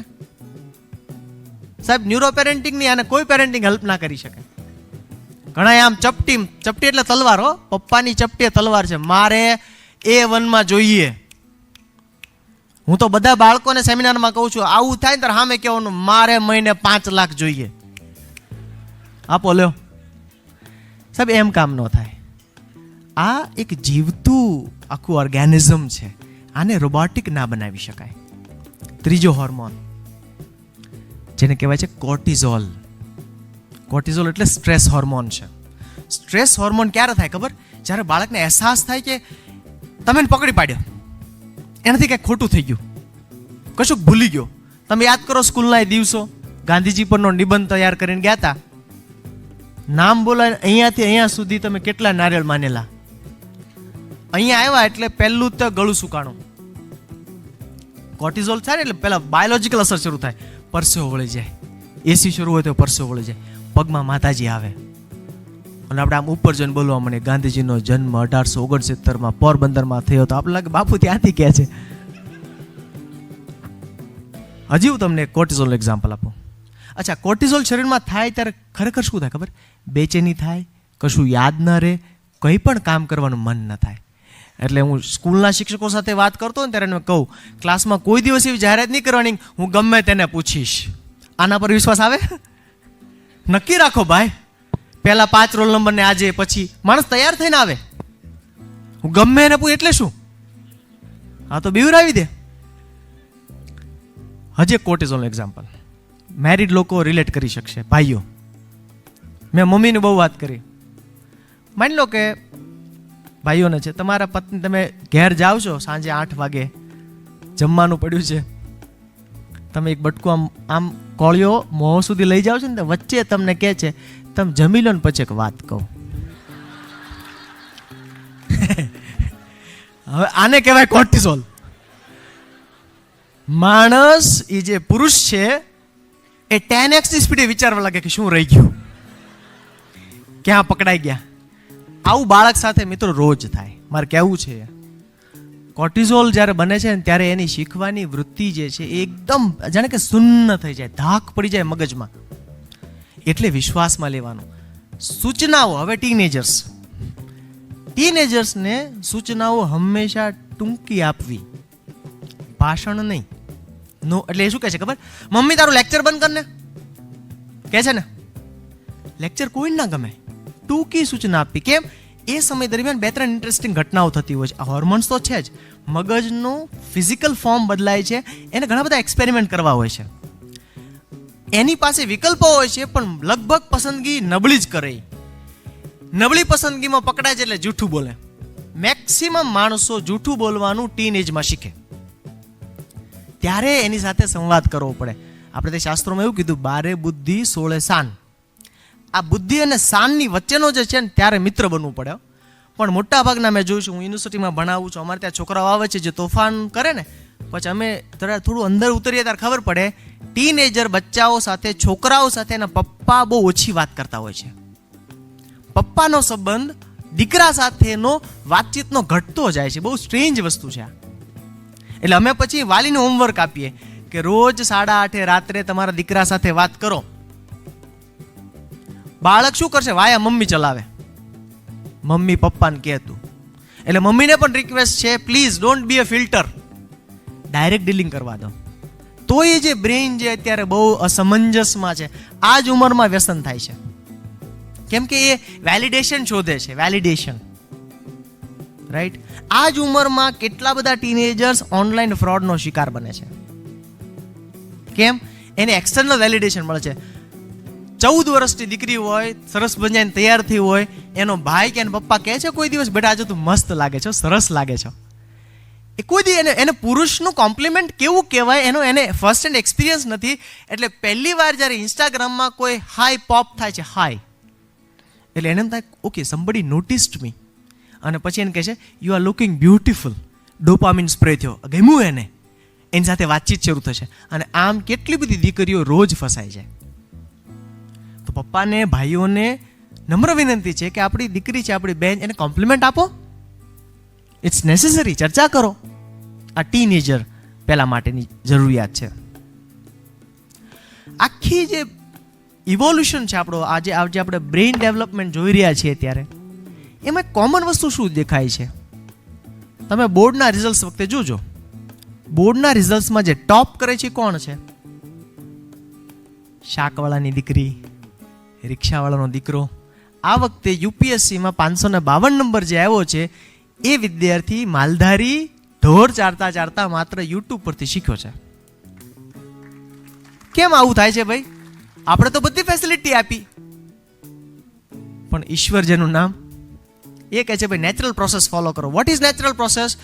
બાળકોએ ઘરના કામ કરવાના છે, ખાસ કરીને દીકરાઓએ. ડુ યોર બેડ કરીને એક પુસ્તક છે, એમાં એમ કીધું કે જો સવારે ઉઠીને તમે તમારી પથારી વાળો ને તો ઇટ્સ અ સ્પિરિચ્યુઅલ આવર, આખો દિવસ મસ્ત જાય તમારો. પણ આપણા ભારતીય ઘરોમાં આ છે નહીં. પુરુષનો ઈગો જે છે ને એ સ્ત્રીની જેલસી બરોબર જ છે. ફરીને કહું, ઊંધું કહું, સ્ત્રીની જેલસી અને પુરુષનો ઈગો ઇક્વલ છે. તો એને કામ કરવાના. કેમ? બ્રોનોસ્કી યાદ કરો, બાળપણમાં કામ કરીને જેની આંગળીઓ ઘસાય છે એની પ્રજ્ઞા વિકસે છે. એટલે કાનુડો ગાય દોતો હતો. એટલે ભગવાન રામને એના ફાધર જે મલ્ટી બિલિયનર હતા, દશરથ રાજાએ એને વનમાં, ગુરુકુળમાં ભણવા મોકલ્યા, જેથી કામ કરવું પડે. 2008માં ટાઈમ મેગેઝિને કવર પેજ ઉપર કીધું છે કે 21મી સદીની મોટી બીમારી છે ઓવર પેરેન્ટિંગ. બેટા તું ત્યાં જઈશ નહીં, તને ડસ્ટ લાગી જશે. અને આજે ડસ્ટ નહીં લાગે ને સાહેબ, તો કાલે પંખે લટકશે.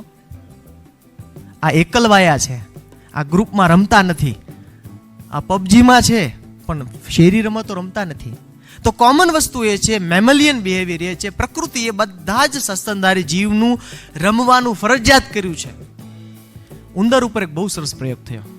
પ્રયોગ એવો હતો, ઉંદરના 2 બચ્ચાને જન્મથી જ રમવાથી દૂર રાખવામાં આવ્યા. આ બચ્ચાઓને 6 મહિના પછી અન્ય બચ્ચાઓ સાથે, જે બચ્ચાઓ રમતા હતા નેચરલી, એની જોડે મૂકવામાં આવ્યા. તો આ 2 બચ્ચાનું રિએક્શન શું હતું? 2 રિએક્શન હતા. કાં તો ટોટલી ફ્રીઝ થઈ ગયા, અથવા તો અન્ય બચ્ચાઓને બટકું ભરવા માંડ્યા. તો ભાઈઓ અને બહેનો, અત્યારે જેના સ્વભાવમાં થોડાક બટકા દેખાય છે ને, એ બાળપણમાં રમેલા નથી. રમવું એ સંશોધનની ઉચ્ચતમ અવસ્થા છે, એવું આઇન્સ્ટાઈન કાકા કહીને ગયા છે. Play is the highest form of research. જે રમતા હોય ને એને હાર પચાવતા આવડે.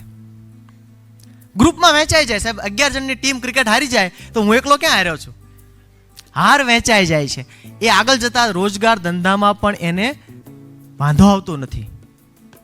પણ અત્યારે એક મુશ્કેલી છે સાહેબ, આ બ્રેઇન સાયન્સનો ઉપયોગ કરીને સોશિયલ મીડિયા આપણને સૌને વખાણ ભૂખ્યા બનાવે છે. We are raising a generation of pleasers, જેને માત્ર લાઇક્સ ને એ જ જોઈએ છે. આનાથી થાય શું? એક કેસ સ્ટડી. અમદાવાદનો એક છોકરો ઓલ ઇન્ડિયા મેથ્સ ઓલિમ્પિયાડમાં ફર્સ્ટ આવ્યો, ધોરણ 10માં. મેથ્સ જીનિયસ હો, બધા એની બહુ ટાઈમે એની કવર સ્ટોરી કરી, બધાએ કર્યું, આજ તકમાં બધે જ આવ્યું. એટલે એ છોકરાને હાર્વર્ડ યુનિવર્સિટી ઉપાડ્યો કે you are a maths genius, તું આવી જા, અમે તને આગળનું ભણાવશું. છોકરો હાર્વર્ડ યુનિવર્સિટી ગયો. 6 મહિના પછી એના પેરેન્ટને હાર્વર્ડ યુનિવર્સિટીમાંથી ફોન આવ્યો ઇન્ડિયા, અમદાવાદમાં, તમે જલ્દી આવીને તમારા દીકરાને લઈ જાઓ, કન્ડિશન ઇઝ વેરી સિરિયસ. શું સિરિયસ હતી કન્ડિશન? એનો 6 પેજનો અમેરિકાના ટોપ સાયકોલોજીસ્ટ એક રિપોર્ટ આપ્યો છે, મેં વાંચ્યો છે. રિપોર્ટમાં એવું લખ્યું છે, આ છોકરો સક્સેસના પ્રેશરને હેન્ડલ કરી શકતો નથી. He can not handle the pressure of success. આજે બાળક એને ફ્લાઇટમાં માંડ બેસાડીને લાવ્યો, એને 3 પેનિક એટેક આવ્યા. આજે છોકરાની હાલત શું છે ખબર છે? પોતાના બેડથી વોશરૂમ સુધી માંડ જઈ શકે છે. 6 વર્ષથી એ છોકરો રૂમની બહાર નથી નીકળ્યો. સાહેબ, that's a problem of success. યાદ રાખજો, 2030 સુધીમાં આપણા જેટલા મોટિવેશનલ સેમિનાર્સ થાય છે એનો વિષય સફળતાથી સાર્થકતાનો કરવો પડશે. સફળતા સુસાઇડ તરફ લઈ જશે અથવા સાયકોલોજીકલ બીમારીઓ તરફ લઈ જશે. એટલે જરૂરી છે સાહેબ એની સાથે વાત કરવાની, એને રમવા દેવાના. હવે તમે જ્યારે રમો છો ત્યારે કેટલી બધી વસ્તુ જબરજસ્ત થાય છે બ્રેઇન માટે. ડોપામિન રિલીઝ થાય છે નેચરલી, ઓક્સિટોસિન રિલીઝ થાય છે, સિરોટોનિન, મેલાટોનિન જે ઊંઘ માટે જરૂરી છે. ટીન એજરના પ્રશ્નોના સોલ્યુશન બહુ પેરાડોક્સિકલ છે. એને ઊંઘ જોઈએ પણ એ પાછા સૂતા ન હોય, એને મોડે સુધી જાગવાની એક ઉજાગરો કરવાની ટેવ પડે, પણ એનું સોલ્યુશન તો ઊંઘમાં જ છે. એટલે જેટલા ટીચર્સ અહીં બેઠા છે એ લોકો મારી સાથે અગ્રી થશે કે હાઈસ્કૂલના બચ્ચાઓ ક્લાસમાં ઊંઘતા હોય છે, એને ઉઠાડવા વાળે ચોક મારે આમ. નવ એને કાઉન્સેલિંગની જરૂર છે, એને ચોકની જરૂર, મારવાની જરૂર નથી. એટલે રમવું એ નૈસર્ગિક જરૂરિયાત છે. અને રમવાનો અર્થ ફિઝિકલ જ થાય. તમે કહો હું ફૂટબોલમાં 90 ગોલ કરું, ફોનમાં તો એ ગેમ ના કહેવાય. ફોનમાં 90 ગોલ થાય, જરા 45 મિનિટ દોડી તો બતાવો. જો આ પેઢી રમશે નહીં તો આપણે જનરેશનલ નબળા બ્રેન વારસામાં આપીશું, જેને એઆઈએ હેક કરવાની જરૂર નહીં પડે. એમ પણ અત્યારે આપણા બધાના બ્રેન હેક તો થઈ જ ગયા છે. આપણે શોપિંગનો નિર્ણય ઓફર જોઈને કરીએ છીએ, ફોટો જોઈને સ્વિગી ઉપર ઓર્ડર કરીએ છીએ, ટિન્ડર જોઈને લગ્નનું પ્રપોઝ કરીએ છીએ. ઓલરેડી આપણા હેક થઈ ગયા છે. હવે ઇમેજિન ધ આલ્ફા જનરેશન. તો મને એમ લાગે છે કે ટુ સમઅપ, બરાબર સમય ચાલે છે ધવલભાઈ? ઓકે, ટુ સમઅપ મારે જે તમને કહેવું છે, આ બાળકોને કેવા રમકડા આપવા જોઈએ, ખાસ કરીને જે અત્યારે નાના બચ્ચાઓ છે, 3 થી 10 વર્ષના બચ્ચાઓ. હું એક સેમ્પલ લાવ્યો છું રમકડાનો. ભાઈ આપો તો મને રમકડું. જોયા છે ને બધાએ લેગો ટોયસ? સાહેબ, લેગોનો અર્થ શું થાય ખબર છે? It's a Latin word. લેગોનો અર્થ થાય આઈ પુટ ઇટ ટુગેધર.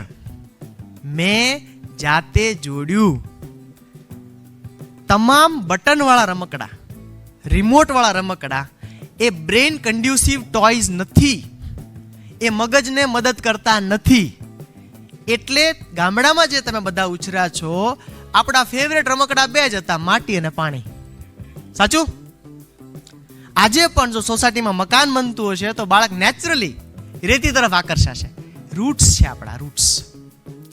જો તમારે રમકડા આપવા હોય તો મોન્ટેસરી ટોયઝ, તમારે નિમિત્તભાઈ જ્યાં ભણ્યા છે દક્ષિણામૂર્તિ બાલ મંદિર જોવા જેવું છે. એમાં બધા મોન્ટેસરી ટોયઝ છે. વાંચન લેખન કશું જ નહીં, છતાં બાળકોને બાલ મંદિરના 3 વર્ષ, નાની બકુલ, મોટી બકુલ બાળકોમાં બધાને આવડી જાય ટોયઝ. પણ આપણે એમ થયું છે મિલેનિયલ્સને, હવે મારી પાસે ભાઈ 2 પૈસા આવ્યા છે, મને જે નથી મળ્યું એ મારા બાળકને મળવું જ જોઈએ. આ બીમારી છે. એટલે તમને જે આનંદ મળ્યો નથી ને એ બાળકને નહીં મળે. તમે જે ઘરેથી પૂછ્યા વગર જતા રહેતા હતા સાયકલ લઈને, સાયકલ, મને એમ લાગે છે કે મારે જો આમ આખી વાતને સમઅપ કરવી હોય ને તો મારે પહેલું એ કહેવું છે મિત્રો, રમકડા આવા જે બ્લોક બેઝ, આમાં બહુ બધી વેરાયટી છે. હવે મેગ્નેટવાળા આવ્યા છે, બહુ બધી વેરાયટી છે. Don't give electronic toys. Right? આપણે ન્યુરો પેરેન્ટિંગની વાત કરીએ છીએ એ અર્થમાં કહું છું. નંબર 2, 4 વર્ષનું થાય ત્યાં સુધી 15 વર્ષ સુધી સાયકલ. આપણે સાયકલ કરવાની હો ભાઈ. રાજકોટનું કેવું છે કે સવારમાં યોગા ક્લાસ જઈને વળતા 250 ફાફડા ખાઈ નાખે. રેસકોર્સ ફરતા સાયકલિંગ સરસ કર્યું હોય, પછી વણેલા ગાંઠિયા જોકરના ઉપડી જાય. મને કેમ ખબર? ક્યોંકિ સાસ ભી કભી બહુ થી. હું 4 વર્ષ રાજકોટમાં રહ્યો છું, એટલે મેં જોકરના ગાંઠિયા ખાધા છે. સાયકલિંગ, સાયકલનું તમને સુંદર ઉદાહરણ આપું. સાયકલ કેટલી અદ્ભુત વસ્તુ છે. અમર્ત્ય સેનને નોબેલ પ્રાઇઝ મળ્યું.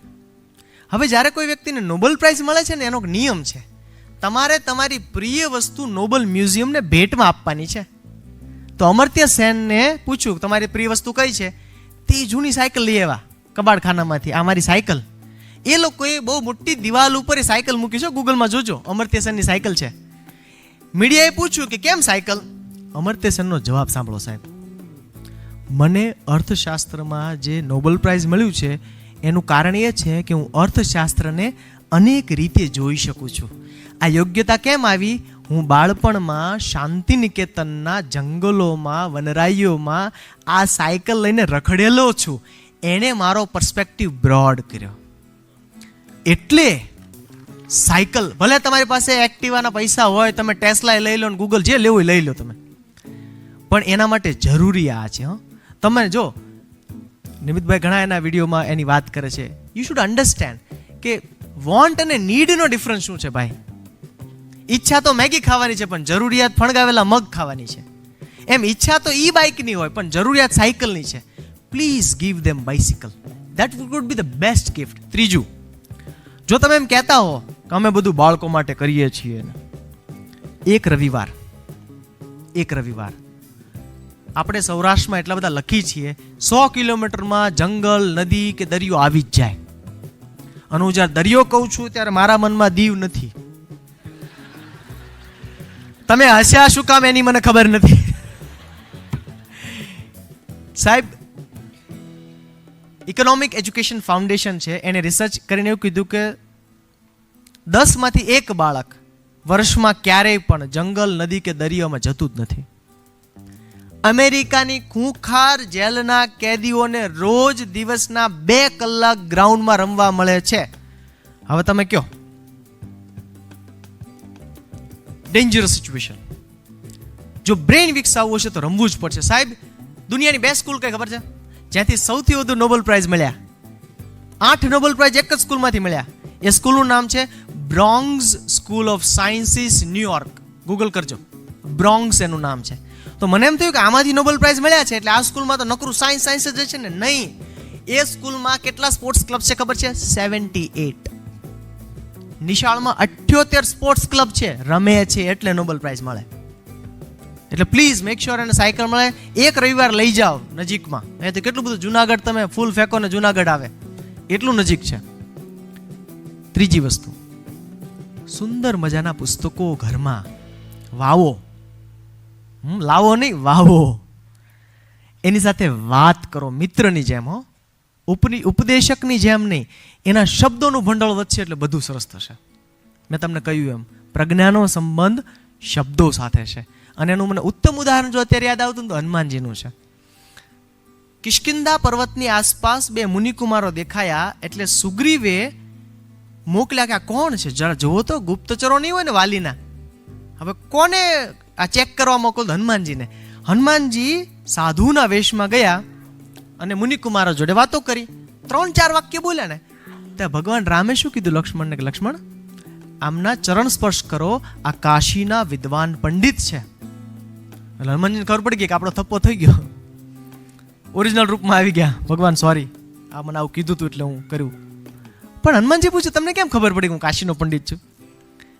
એટલે રામનો જવાબ છે. એણે કીધું તમારું શબ્દ ભંડોળ, વાક્ય રચના અને વ્યાકરણ શુદ્ધિ જે માત્ર કાશીના પંડિતમાં હોય એવી છે, એટલે તમે એક વિદ્વાન કાશીના પંડિત હોય એવું લાગે છે.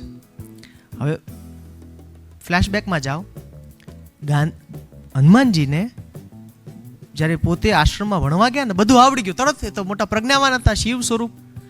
તો ગુરુજી થાકી ગયા કે મને આવડી ગયો, હું શું કરું?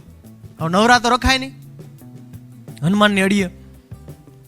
તો કે એક વસ્તુ છે તારે જે શીખવી છે. શું? કે વ્યાકરણ. તો કે બોલો આ બ્રહ્માંડમાં સૌથી સારું વ્યાકરણ કોનું? તો ગુરુજી કીધું સૂર્યદેવનું. હનુમાનજી પાછા સૂર્યદેવ પાસે ગયા. સૂર્યદેવ બી ગયા. આ ઓલો જ છે હો, સંતરો સમજીને ગળી ગયો તો ઈ જ છે. પેલા બાના કાઢ્યા સૂર્યદેવે કે ભાઈ મારે ટાઈમ ન, જો મારે 24 કલાક આમ ફરવાનો ને મારી પાસે ક્યાં ટાઈમ છે. હનુમાનજી કે હું તમારે હારવાર ફરું તો? હનુમાનજીએ મિત્રો, સૂરજ આમ ફરે છે, હનુમાનજી પાછા ઉડે છે. આમ ફરીને આખું વ્યાકરણ શીખ્યા. એટલે એ આપણા એ ઈષ્ટદેવ છે સાહેબ. એટલે ભાષા, એટલે વાર્તા, એટલે ગીતો, એટલે એની બુદ્ધિ વિકસે. પ્રોત્સાહન સાહેબ, પ્રોત્સાહન ઇઝ લાઈક મેજિક. ટીનેજરમાં મા બાપને, કુટુંબને ખબર નહીં શું છે, મેણા મારે.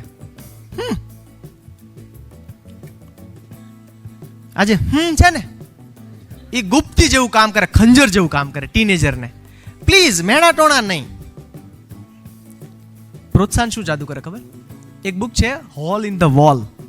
આ બુકમાં સુગાતા મિત્ર નામના કેળવણીકારે પ્રયોગ કર્યો. આઈઆઈટી દિલ્હીની દિવાલમાં હોલ પાડ્યું અને જોયું ત્યાં કમ્પ્યુટર મૂક્યું, બે બાજુ સીસીટીવી કેમેરા. જે બાળક કોઈ દિવસ કમ્પ્યુટરને અડ્યું નથી, નિશાળે નથી ગયું, એ કેટલા દિવસમાં કમ્પ્યુટર શીખી જાય? ઝુંપડપટ્ટીના બાળકો છે, 24 કલાકમાં બાળકો ઇન્ટરનેટ ઉપરથી ગેમ ડાઉનલોડ કરીને રમવા માંડ્યા. કમ્પ્યુટરને પહેલી વાર અડ્યા છે. આનાથી આ તો બહુ સારી વાત છે. ચલો આને હજી એક લેવલ વધારીએ. આંધ્રપ્રદેશના એક એવા ગામમાં ઝાડ સાથે કમ્પ્યુટર બાંધ્યું કે જ્યાં બાળકોને તમિલ સિવાય કંઈ આવડતું નથી. ગમે કહો તો કે ઇલ્લ પોડ, ઇંગ્લિશ નથી આવડતું. અને આ વખતે કમ્પ્યુટરમાં ટચ સ્ક્રીન નથી, વોઇસ કમાન્ડ છે. માઉસ પણ નથી, કીબોર્ડ પણ નથી. તમે બોલો એ પ્રમાણે કમ્પ્યુટર કરે. છોકરાને ઇંગ્લિશ આવડતું નથી.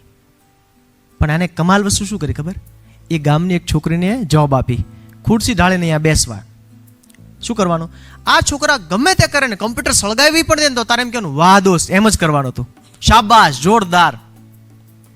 આમ કર્યું. 8 મહિના પછી આ સુગાતા મિત્ર પાછો આવ્યો. આ કમ્પ્યુટરમાં એક સોફ્ટવેર નાખેલો બાયોલોજી શીખવાનો. એટલે આવીને જોયું તો છોકરાઓ બ્રિટિશ એક્સેન્ટમાં ઇંગ્લિશ બોલતા હતા. કોઈ શીખવાડ્યું નથી એને. બીજું છોકરાને પૂછ્યું શું ખબર પડી? છોકરાએ કીધું કે we couldn't understand everything but just we got to know that the beginning of cancer is at the cell level. બોલાણ કાપડ લોહી ન નીકળે. પણ એવોર્ડ આપ્યો ઓલી છોકરીને. એટલે આપી શકાય તો ફૂલ આપો. મેં એમ નથી કીધું પથ્થર ઘા કરો જુનાગઢ આવે. મેં એમ કીધું ફૂલ ફેંકો ને જુનાગઢ આવે. આપી શકાય તો પ્રોત્સાહન આપો. કડવા વેણ, કટુ વચન માટે હવે જગ્યા નથી. હવે રામાયણ ને મહાભારત થઈ ગયા, આપણે નથી કરવાના. રમત ગમત પ્લીઝ એમને રમાડો. અને છેલ્લી વાત, પ્લીઝ પ્લીઝ પ્લીઝ એને આભાર માનતા શીખવાડો. ગ્રેટિટ્યુડ પર બહુ લખાયું છે. કદાચ એકાદ વખત સાહેબનો જ એક વિડીયો હતો ગ્રેટિટ્યુડ પર, કૃતજ્ઞતા પર. શું કામ ખબર? સાહેબ રોજ રાતે ભારતમાં જેટલા લોકો સૂવે છે ને એમાંથી સવારે 28,000 ઓછા હોય. ડેઈલી ઇન્ડિયામાં 28,000 લોકો ઓછા હોય. ઉમેરાય પણ છે. પણ માની લો કે તમે ગઈ રાતે સૂતા, સવારે ઊભા થઈ ગયા ને, એ પોતે જ એક ઉત્સવ છે. તમારે કાચમાં જોઈને તમારી જાતને પપ્પી આપવી જોઈએ કે અરે વાહ, હું ઉઠી ગયો, એક દિવસ મળ્યો. આ એક દિવસ મળ્યો છે ને એમાં ન નિંદા કરીએ, માત્ર કૃતજ્ઞતા. કૃતજ્ઞતાનું રિસર્ચ એવું કહે છે જેનામાં આભારની લાગણી હોય ને એનું ડાયજેસ્શન અને ઇમ્યુનિટી સારા હોય. આભારનો ભાવ છે. તો મને એમ લાગે છે કે આ થોડી વાતો તમારી સાથે આજે કરવાની તક મળી. જે થોડા ઘણા આપણે મને લાગે છે આનું ઇનિશિએશન કર્યું, આપણે એક જસ્ટ બિગિનિંગ કર્યું, કે આલાપ લીધો. હજી મુખ્ય ગીત બાકી છે. એના માટે આ પ્રો નિર્માણ વાળા મિત્રો અમારા છે, ધવલભાઈ અને શ્રેયાંશભાઈ, એણે કીધું કે અમને આખો દિવસનો વર્કશોપ તમે કરાવો. તો એક આખો દિવસનો આપણે વર્કશોપ કરીશું. એમાં હજી ડિટેલમાં આપણે જઈશું. 1-to-1 એજ બેઝિસ, હોર્મોન્સ વાઇઝ ઘણી બધું એમાં એક્ટિવિટીઝ છે, ઘરે કરવાની પ્રવૃત્તિઓ છે, એ બધું પણ કરીશું. અને મને બહુ આનંદ થયો કે ફરી વખત મને આ નિમિત્તે રાજકોટ આવવાનું મન થયું. તમારી બધાની જેમ હું પણ નિમિત્ત સરને સાંભળવા ખૂબ ઉત્સુક છું. Thank you so much. સૌને ફરી જય શ્રી કૃષ્ણ.